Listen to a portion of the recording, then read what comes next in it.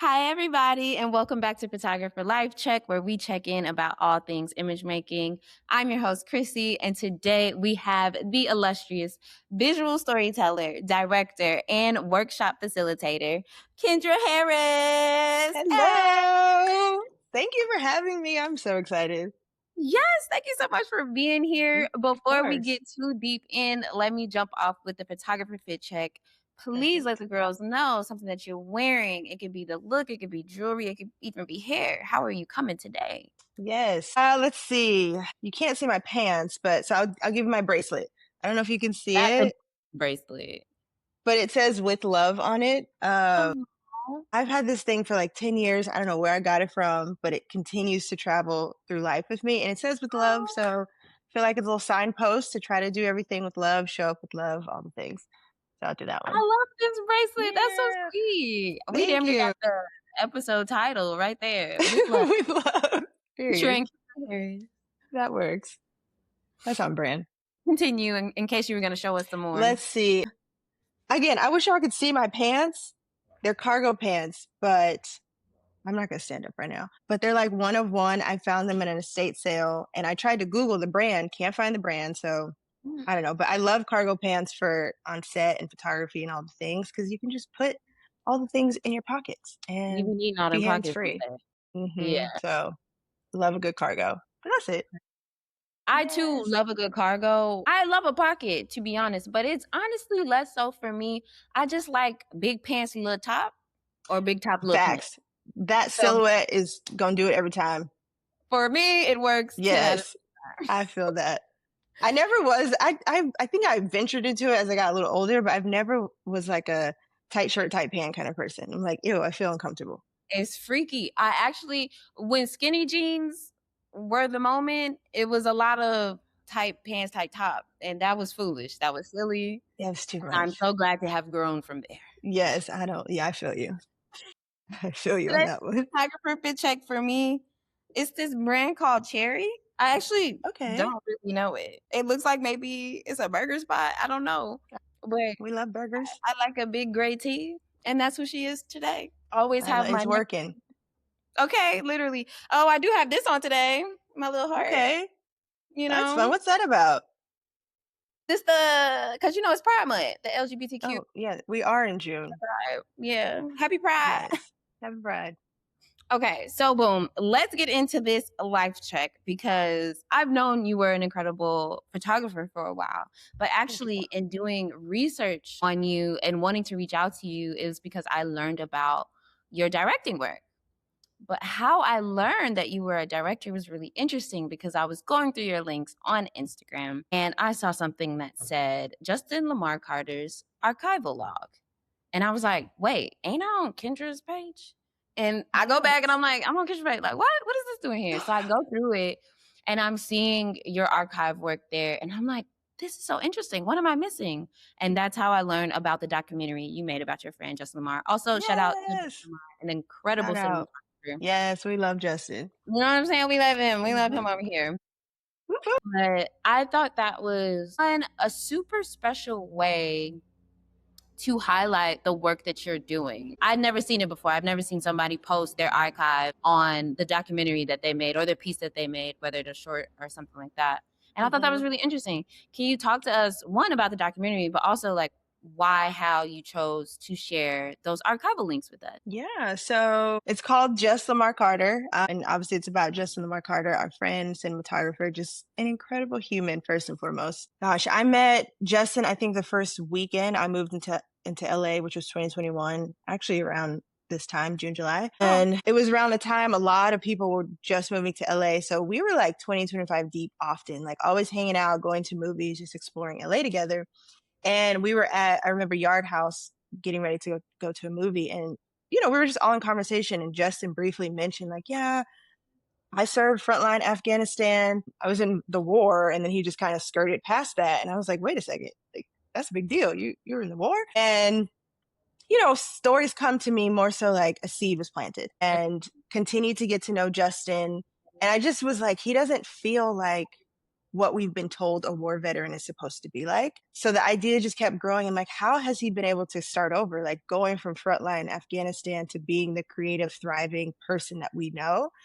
And really that was the impetus for me of like, I personally needed to know his journey. And so put together a deck, pitched it to him. He was like, bet. He's like, I've always wanted someone to tell my story. And just kind of went through that process. And it was supposed to just be, I don't know, like a 4 to 5 minute kind of look into his creative process, just very quick. But as I start to pre-interview and again, get to know his story, obviously it's a lot bigger than that. And I was just intrigued with, it was his family that I think laid a foundation for him to continue to elevate and evolve, really. And the camera obviously played a role in that, but it was really his family. And so I was like, I just want to tell the story.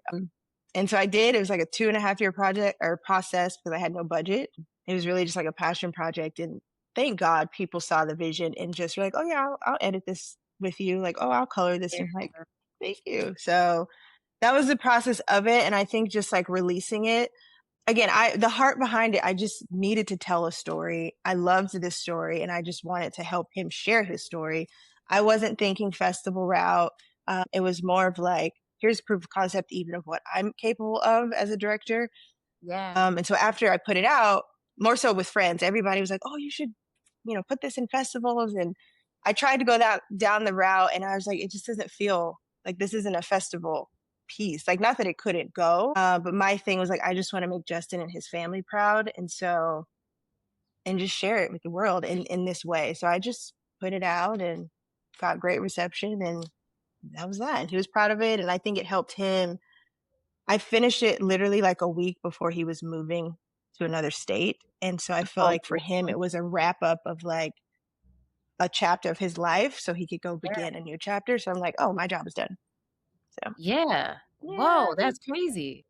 If for those tuning in and maybe watching for the first time, but also letting you know, Kendra, I always share work while we're talking. So if you ever see something, but I wanted to pull up the fact that you do in fact share this archival footage, all of this work that you found from or for this documentary.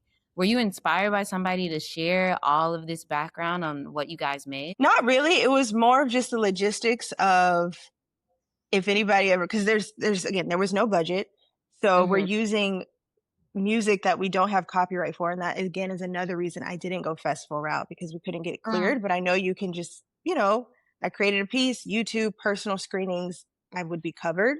And so really it was for making sure that all our bases were covered. If someone was like, hey, where's that clip from? Or where'd you reference that from? I wanted it to be in a spot to cover bases and then just to share if other people needed, wanted to make a similar project, they would have resource to go to. So yeah, that was really it.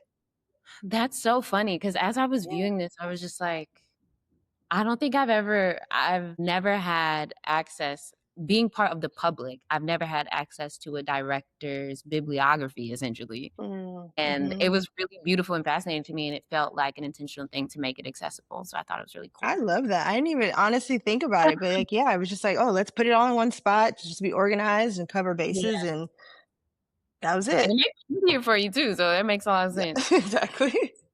Exactly. So now we have this thing that started as a passion project and turned into basically, like you said, proof of concept. Now it's been a couple years since you've made this. Do you have some guiding principles that maybe developed from making this documentary that guide you as a director? So before I did this piece, my background was like nonprofit filmmaking. And so being like a one-woman crew, helping nonprofits raise money and tell their story through mini documentaries. And so I think a lot of that informed Justin and continues to inform the work I do. And I think it's just like curiosity is huge for me in my creative process, but also just as a human. Like you meet people who don't have curiosity. I'm like, wait, what do you do with your life? Like, be curious.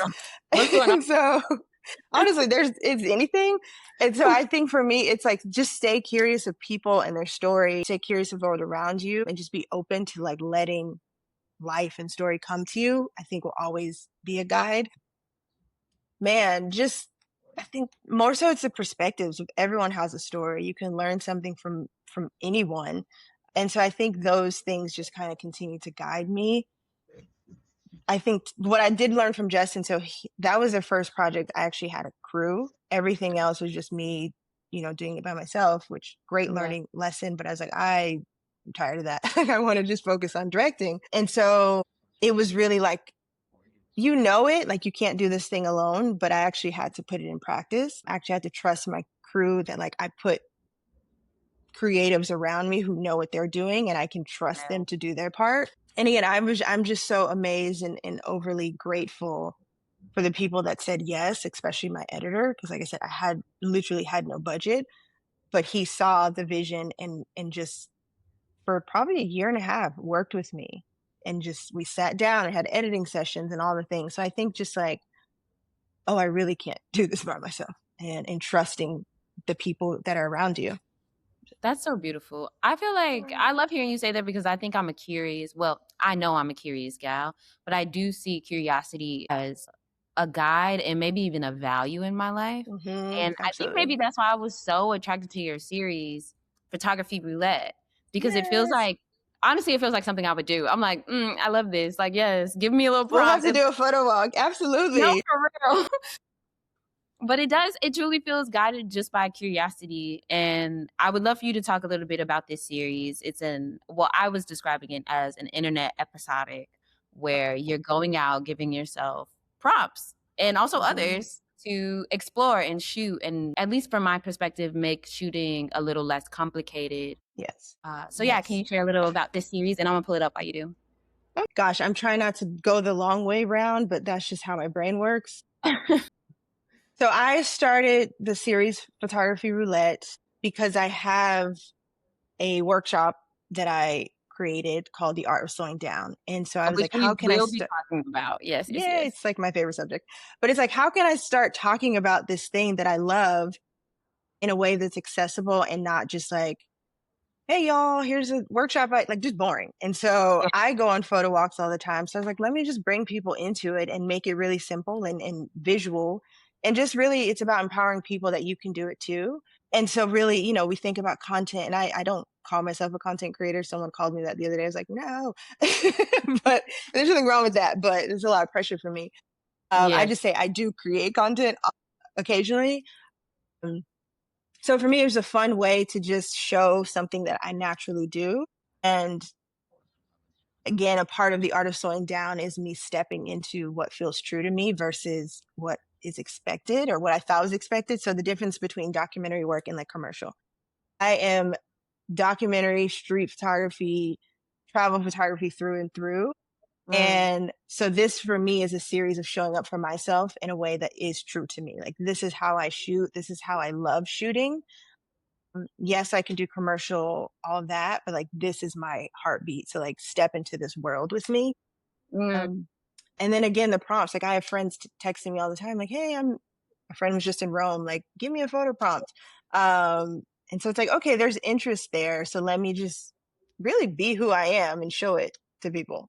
That's so sweet. That's a bit of a love language for me. It's like, hey, girl, I'm outside. Help me. Honestly. Yes. I feel so seen when they do that. I'm like, y'all love me. It's really fun. And I like how you bring people in too. I love the one that you did with the couple. I don't remember if it was around Valentine's Day or not, but I thought it was for Valentine's Day. Okay, Thank you. Yeah, I thought that was such a cool prompt. And also like to guide a couple through a story like that. Yeah, it felt good. And honestly, now that I think about it, it almost feels like you're facilitating me in doing it in my own life as just a viewer of the content. And that's really 1,000%. Yes. We all have access to the world and our eyes and our perspective. So like go out and do it. It's not about pretty pictures. So So I think one of my favorite things though about this series is the way you edit it. I think it's a testament of your directive eye. But I really love your editing style. It's really engaging. It's funny enough, but you stay the course of like what we're supposed to be learning or thinking about in these videos. And I was going to ask you too, if you consider yourself a content creator, but now I know the answer. What I am curious about now then is how do you feel about having to navigate it? Because maybe you don't feel that pressure, but navigating it now, being an image maker and director. Navigating it in what kind of respect? Like, what do you mean? I guess I'm wondering if you approach content creation begrudgingly or if you were like, oh, this is fun. I like how I'm doing this and I found a way Got to it. do it for me kind of thing. Yes. So I think now presently it's very freeing. It's I don't overthink it. I just again am trying to stay true to what's in me and getting it out because I think I spent a lot of my life and creative journey just second guessing or trying to again figure out my path, my way, a little bit of comparison. And then I think just the pressures of livelihood. And it was just a lot on top of just being able to create. And I think in the last, what are we, June, probably 6 months, there's been a freedom for me in that. Also, I got a part-time job and that has freed up so much where it's like, oh, yes, where I'm not needing my creativity to produce my income. Yeah. And it does sometimes, like, I do photography here and there, and it does bring an income, but it's not my main source. And that has, when I say lifted, a huge weight off of my shoulder to where content is now fun. And it was funny. I created, I think one of my last photography roulette videos, they're all like a minute, maybe 90 seconds. And I was editing one and my friend was like, you really have a lot of confidence in people's attention span. And I said, I'm not doing this for other people. Like, yes, I hope others are inspired and I trust that there's one person out there who will be, but I'm not making things with algorithm in mind. I'm not making things with like, oh, I'm trying to like meet these people's needs because I've done that. I've tried that and it doesn't work. It stops the flow for me. And so now I'm just like, again, being true to what's in me and letting whoever receive it. And really it's just like do what's in front of me and trust God with the results. And so content making right now, image making is fun. It's chill. I love to hear it. And it seems fun to you too. And also being able to allow your creativity to work as creativity and not as your income seems like it goes hand in hand with this art of slowing down. You can allow yourself to take a breath and let the work be the work and the 9 to 5 be the 9 to 5 kind of thing. Yes, exactly. Which is a perfect little segue into your other series, The Art of Slowing Down. Yay! It seems like it works pretty well in tandem with the photography roulette one, but it sounds like The Art of Slowing Down came first. Is that true? Yes. So The Art of Slowing Down, I say it's like a creative wellness experience or creative wellness workshop. And so I originally wrote, I guess you'd say, the curriculum for it in 2019. I was driving in my car and literally it was like this idea was downloaded. So I went home, I wrote it out. I originally made it to be like a 5-week, say, class or workshop series where we would use film photography because that would really force us to slow down. Yeah. Wrote it all out, had it planned. Life happened, COVID happened, and you're just in survival mode all of a sudden, right? So I kind of just forgot about it. And then last year, 2025, I had just gone through just like personal transformation. I was 35. I feel like something happens when you turn 35. You're like, who am I and what have we been doing? And does this work for me? This no longer serves me. So it was a lot of that. And then I was having so many conversations with other people feeling like lost, hopeless, burnt out. It was almost like the script that people had been living or had been told is the way no longer held up, but yet there was no way forward kind of thing. So I'm having all these conversations and I'm like, well, what can I do? And I remembered like, oh girl, you created this thing called the Art of Slowing Down. Like, let's dust it off and see what it does. So I adjusted it to be like a 1 day, 3-hour thing instead of 5 week just to get it going. So all that to say, it is really me taking 15, almost 20 years of experience being behind the camera, street photography, documentary, travel photography. And what I realized is like, I never set out to be a photographer. It was never like a goal of mine. I just happened to have a camera. And I realized it was therapeutic for me. It was huge in helping me understand my space and identity in this world. If I had a rough therapy session, I'm like, I just need to go have a photo walk and process what just happened. And so I'm like, man, everyone is feeling angsty and burnt out and all the things, this tool has helped me when I feel those ways. And so I always say with the art of slowing down, it's not about come learn how to take better pictures, but come learn how to slow down and see again, and wanting to empower people in their own perspective. Like what you notice is good and it's enough. And there's a reason you notice that, and there's a reason I noticed this. What if we leaned into that? What if we celebrated that? And I think with photography, because I started before Instagram even existed. And so saw the waves of it being expression to like capitalism. And so this for me is a way to go back to just the expression of the craft. Mm. And again, wanting to offer that to other people. Like you don't have to be a photographer to take this. You just got to be a willing participant to see again. So I love it. It's my favorite thing. And it's so fun when I do it and people get it. Yeah. It It makes feels sense. special. Yeah, Thank you. absolutely. Thank you. I think it's incredibly important to teach people how to value how they see. Exactly. And I think that's kind of the disconnect, especially thinking about even when I would talk to photographers in my early days, or even just like people who are also students of photography. And it was always like, oh, I'm trying to be like so and so, trying to be like them. And eventually we all hopefully come around to honor our own eye. But I love that this is what it seems like you are essentially facilitating in this workshop. Like not only how to see, but to value your own sight. Exactly. And that's really beautiful.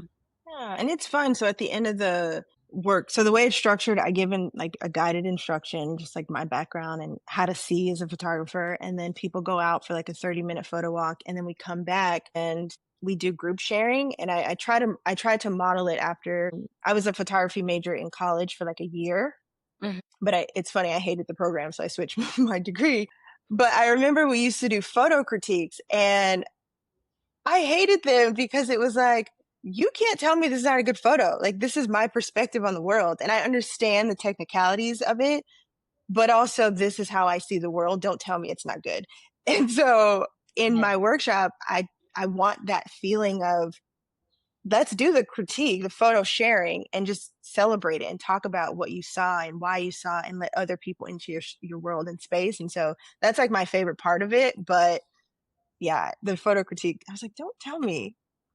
You can't see what I see. Yes. One thing that I feel like used to happen in crits a lot that I remember that stands out to me is when people used to say something like, oh, I wish we could see more of, or I wish I could see more of. And I'd just be like, but then that's not the photo. Yeah, it's not what I took. You're critiquing what you would rather be seeing, which isn't this Exactly. photo. Exactly. Exactly.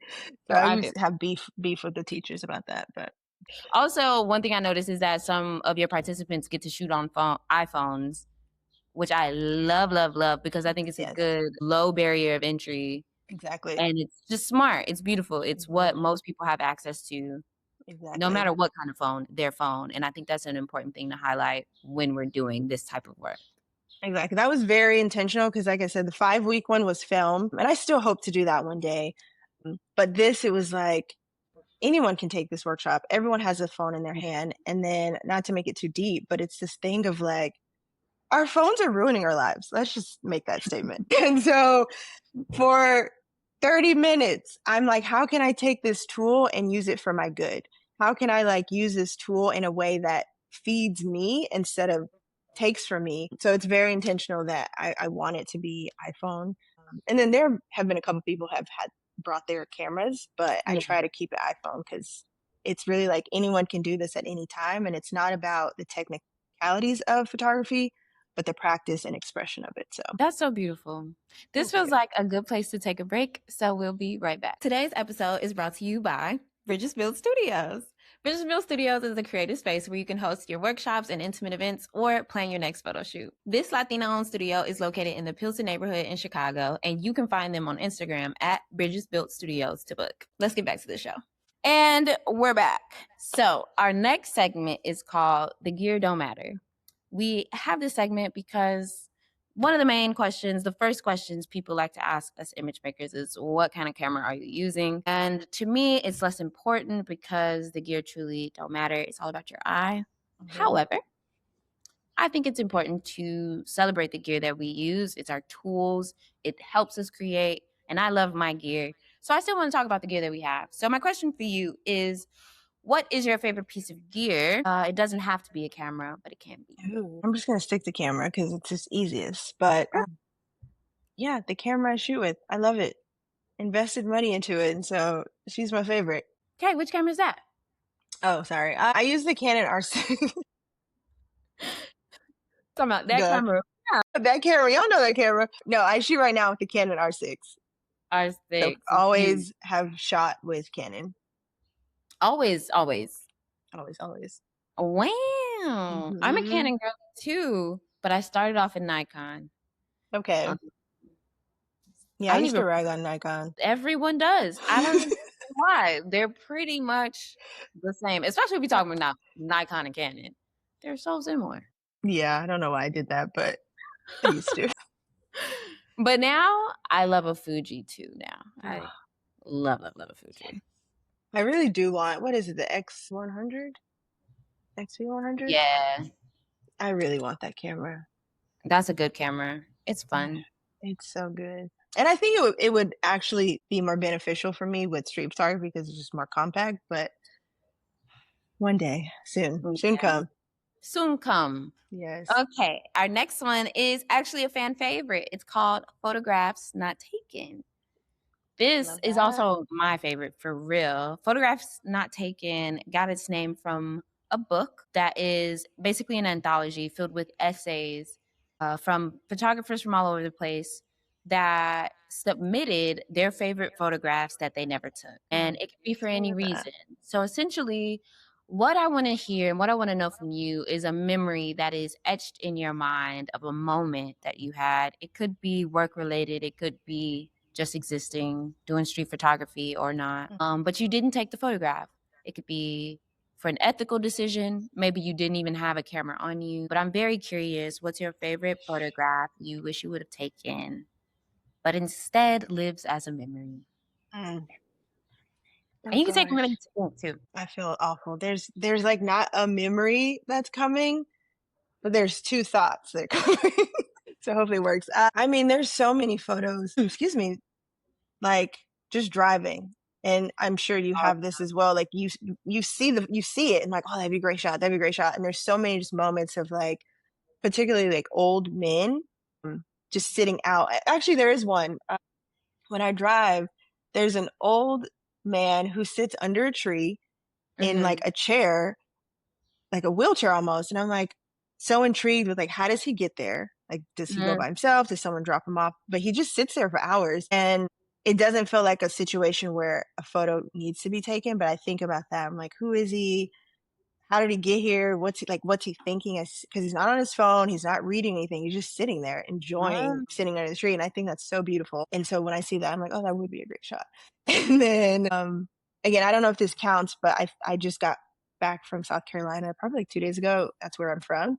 Oh, hey. And just love going back to the South. It's very restful for me, but it's also a lot of like family conversations and people getting older. And I'm very adamant right now, like, let me just take your photo, or like, let me take a photo of this. And with gentrification happening, things are changing fast. So I'm very like in my archival, obviously documentary space, but I think about, I had a lot of conversations about one of my grandmothers this weekend. And I'm like, dang, I really wish I could have taken her portrait while she was alive. And, you know, I was kind of new to photography when she was still alive. And so it really wasn't on my mind of like, oh, this is important to document our people and take their portraits. So I really wish I had been able to do that with her. Yeah. Do you want to share her name? Yes, her name is Granny Lottie. Hey, Granny Lottie. But it's pronounced or spelled Lydia. So we're all in a debate about what was her name. Was it Lydia or Lottie? So it's the whole thing. I feel like we all got a couple of those in our family. Yes. Like, or even the ones you don't even know their name. Exactly. I'm like, I don't know. I love a good nickname. Truly. I love that. Shout out to Grandma Lottie. Thank you. Our next one is the PLC playlist. I want to know what you're listening to so we can add it to the playlist for the girls to listen to while they're on set. Or maybe on a photo walk. Exactly. Man, okay. What am I listening to? I've been in a very particular bag lately. Okay, tell me. Okay, I have two. Perfect. So his name is Gabriel Jacoby, and I found out about it from a Michelle Obama interview recently. I was like, oh, who's that? Let me listen to him. Oh, really? Yeah. So it's a song called Forever. So I'll just put that on and then let, it shuffle and do what it wants to do. But I love that song. And then there's a song called Street Fighter by Kamasi Washington. Mm-hmm. Something about that, I feel like ideas just flow. Like it just sends me into like an ideation space. It's very random, but I'm loving those two songs right now. I've been loving Gabriel Jacoby lately. That makes me so happy. Mm-hmm. Like, oh, he's such a vibe. My PLC playlist today, or my addition to it, is actually Sounds of Blackness. Optimistic.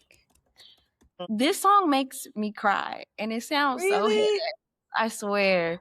There's this one in particular, there's this one older lady voice in the middle of the song, and every time I hear it, well, I guess not every time, because also I can't never just listen to it once. It's got to get ran back at least another time. At least absolutely. one. But there's a one lady who I feel like she only comes in at this part of the song, and it's just so beautiful. And I feel like I don't hear old ladies sound like this anymore. Really? That I'm transported. It's already just like an obviously very 90s song. You know what I'm saying? Like, I hear her voice, and I'm like, oh my God, I can see my auntie. I hear my grandma. Yes. And I love it. Okay, I'm going to go listen to it. Yeah, you have to. You have to it. Do we have access to this playlist you're generating? Yeah, absolutely. It's called the PLC perfect. playlist on Spotify. Perfect.